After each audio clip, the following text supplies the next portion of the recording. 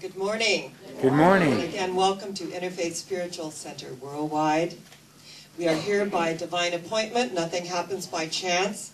I also welcome our viewing audience and give thanks for all the wonderful feedback that we receive through Facebook and the internet. And as we come together for this wonderful theme of letting our light shine and allowing ourselves this morning to see with new eyes. Blessed are they who have eyes that see, who have ears that hear, who has a heart that is open. For eye hath not seen nor ear heard, neither hath anyone really recognized within them the gifts that God hath prepared for each and every one of us. A little paraphrase of the biblical reference, but acknowledging that this universe is so vast, and that when things don't immediately go my way, I always say, if not this God, then something better. So if I'm not seeing it show up in a certain way, I know that I have planted the seeds, I've nurtured the seeds, I've watered them, that the growth is coming up, and that all I have to do is have the faith as a grain of mustard seed and say to this experience, remove hence to yonder valley, and it does, because with God, all things are possible to them that believe. Now, it doesn't matter on the energetic level about belief, but the recognition to know that our lives are expanding in miraculous ways, beyond color, race, creed, or sexual orientation. That our God is a God of oneness. And that as we recognize that, then we recognize within our energy field, everyone is there by divine appointment. So the seeing with new eyes. Blessed are they who have eyes that see past the appearance, the conditions, the effects of life. And Jesus got it when he said, be of good cheer, for I have overcome the world. I have overcome the world of sorrow and sadnesses, upsets, and conditionality. Be of good cheer. I and my Father, Mother, God are one. When we have those flash-like moments of illumination, as Dr. Ernest Holmes called them, and we feel our oneness and our connectivity with every living thing, all brothers and sisters, in the recognition that we're all in this thing called life together. It doesn't mean that we're going to readily relate to everyone, but everyone is there to give us their gift if we receive it. And I recently, this week, I was given a $500 ticket to go to the women's, it was the Women's Summit, and it was sponsored by the National Association of Female Executives. And it was very fun for me to really be there in that energy field and hear these wonderful young women give their talks, and some very seasoned speakers as well, energetically. And one of the speakers said that she was the chief financial officer and executive officer of a major corporation. And that she finally got her ducks in a row. She finally got it, she said, about priorities. That I begin to work with more peace now and more presence. And that I am engaged in what I am doing. And she said that the president of the company called her and wanted to see her between 10 and 11.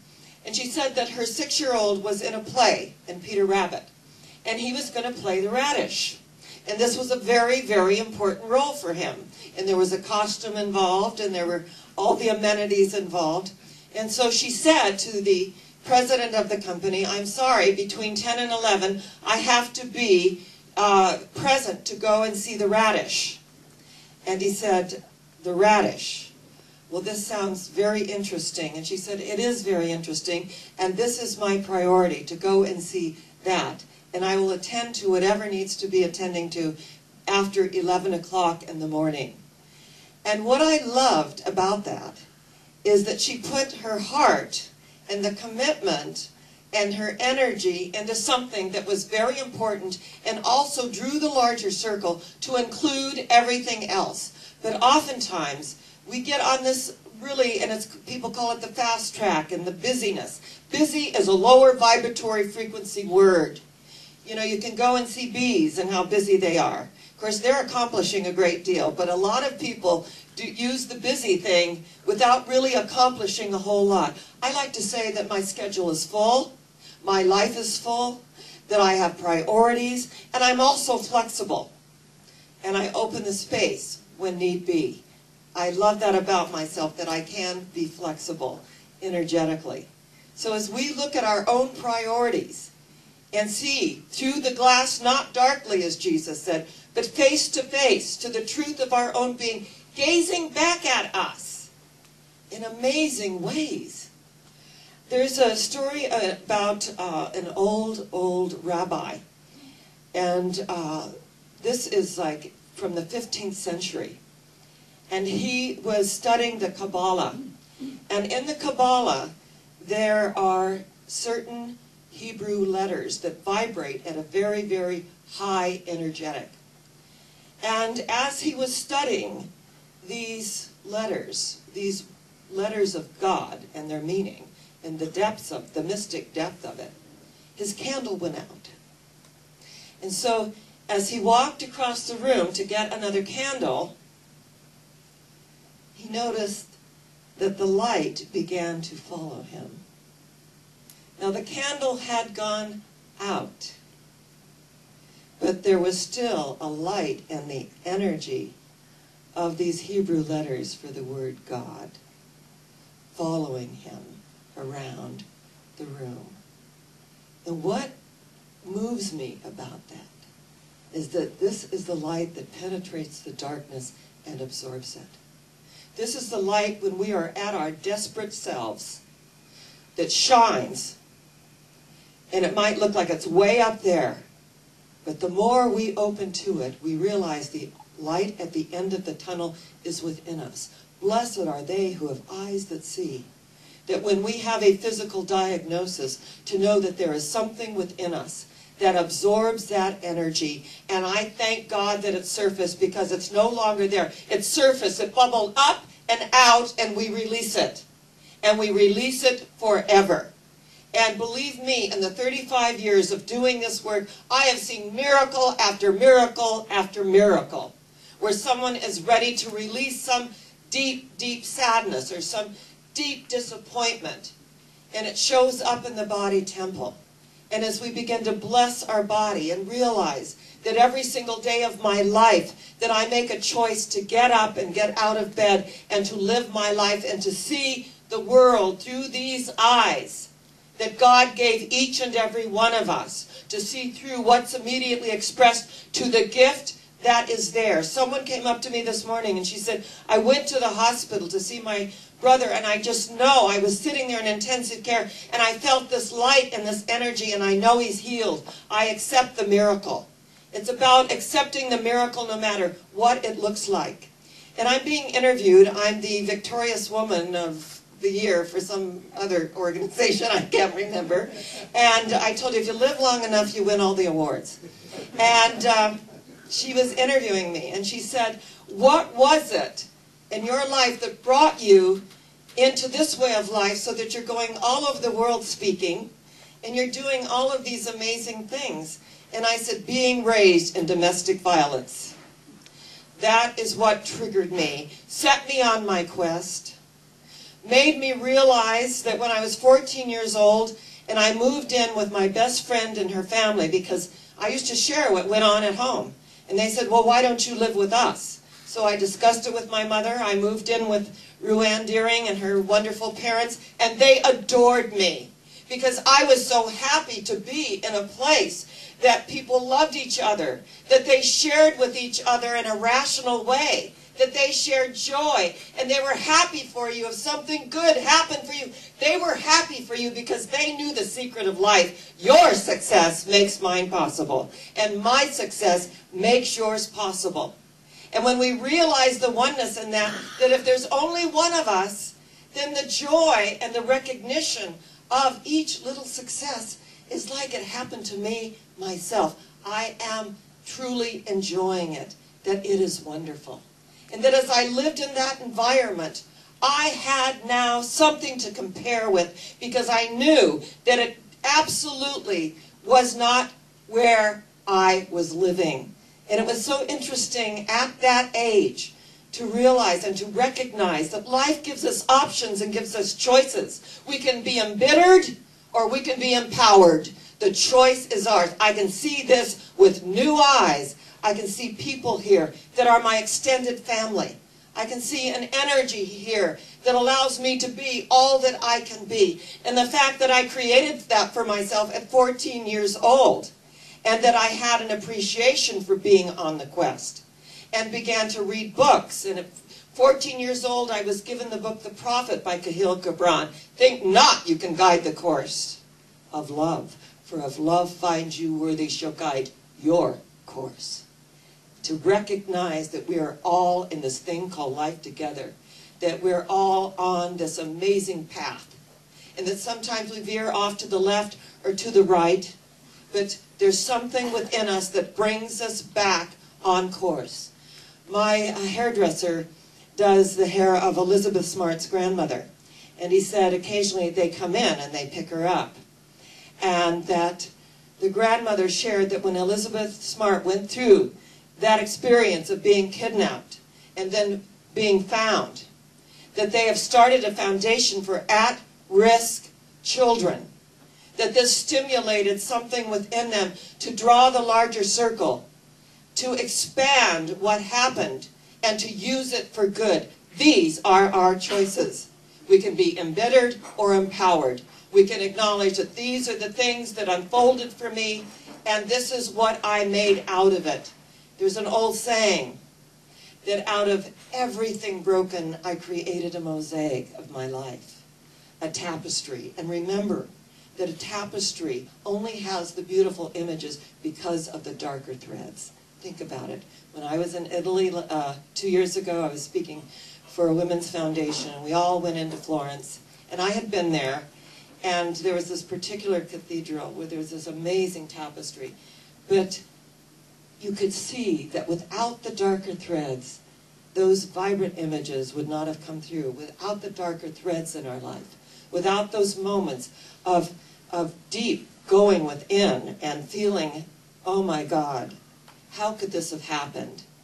That those are the moments that we break through to something deeper inside of us and begin to see with new eyes. When I shared that with this woman who has this magazine, Victorious Woman, that these were my beginnings. This is what has defined my life. That there is a sense of humanity within me. That when I was in San Diego, we had 2,500 people that showed up every single week. And it was interesting. I was kind of like set apart from the congregation because it does get rather overwhelming. I had people that stood at the door because, you know, sometimes people go through things and they would start to act out. So it was a very interesting moment in my life when we were experiencing all of that.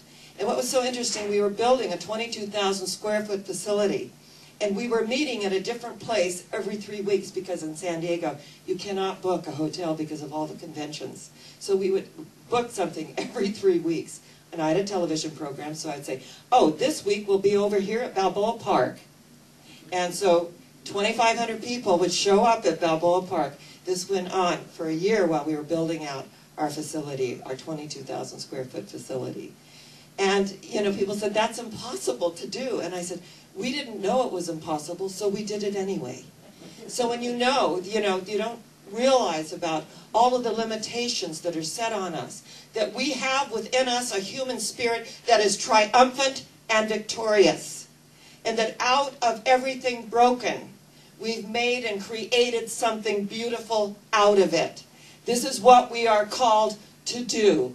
And for dear little Elizabeth Smart to say, I want to share from my experience and start a foundation for at-risk children so that they know within themselves who they are, and to make that difference, to come back and recognize within us that we have something to share out of our experience. We have someone right here in this community who I've shared about him before, who had a stroke, who was told that he'd never walk again, he'd never, hardly ever speak.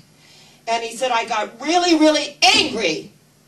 And he said, out of that anger, and I believe in righteous anger.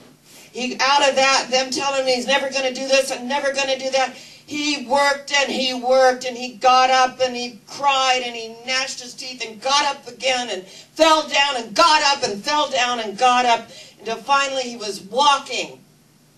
And then it's amazing that he joined this amazing group of runners, and that he won first prize in the run. I mean, I just think it's so fantastic, Ricardo, that you did that. I just absolutely love that story of when you were told you would never walk again, you would never ever really speak succinctly, all of those things that the projections put on us, and we say, no!